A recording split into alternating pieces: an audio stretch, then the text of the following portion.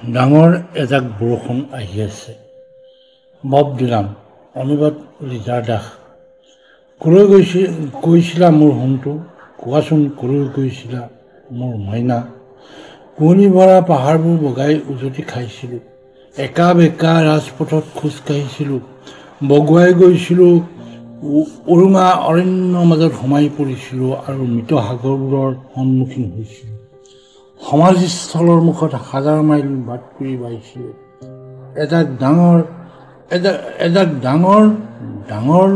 এজাক বৰষুণ আহি আছে।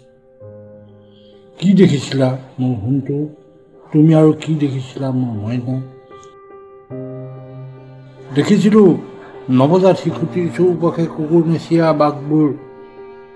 দেখিছিলোঁ শূন্য মানুহবিহীন এটি হীৰক ৰাজপথ, তুমুলিল কলা ডালত তেজৰ টোপাল বৈ পৰা। ভৰি পৰা কোঠালিত মানুহৰ হাতত তুমুলিল হাতুৰিবোৰ।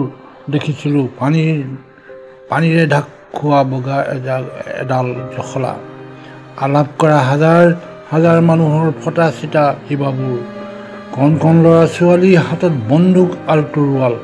এজাক ডাঙৰ এজাক বৰষুণ আহি আছে। আৰু তুমি কি শুনিছিলা মোৰ সোণটো, তুমি আৰু কি শুনিছিলা মোৰ মইনা। হকিয়নি দি যোৱা এক গৰ্জন শুনিছিলোঁ, পৃথিৱী কঁপাই তোলা এটা ঢৌ হাওৰণি, বায়নৰ ৰাউচেজীয়া হাতবোৰ, কোনোৱে শুনিব নিবিচৰা হাজাৰজনৰ ফুচফুচনি, ভোকাতুৰজনৰ মাত আৰু বহুজনৰ হাঁহি শুনিছিলোঁ। নৰ্দমদাত মৃত কবিজনৰ গীত আৰু আলিবাটত চাৰ্কাছৰ ক্লাউনটোৰ কান্দোন। এজাক ডাঙৰ এজাক বৰষুণ আহি আছে।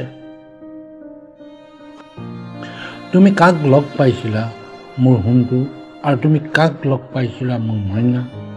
লগ পাইছিলোঁ মৃতৰ ঘৰ এটাৰ কাষত এটা শিশু, কলা কুকুৰ এটাৰ লগত খোজকাঢ়ি যোৱা বগা মানুহজন। লগ পাইছিলোঁ জ্বলন্ত দেহৰ এগৰাকী মহিলা আৰু মোক ৰামধেনু দিয়া এজনী ছোৱালী, প্ৰেমত ঘূণীয়া হোৱা এজাক ডেকা ল'ৰা। আৰু লগ পাইছিলোঁ বৃহৎ বিকৃত হোৱাজনকো। এজাক ডাঙৰ এজাক বৰষুণ আহি আছে। এতিয়া তেন্তে কি কৰিবা মোৰ সোণটো, আৰু এতিয়া কি কৰিবা মোৰ মইনা।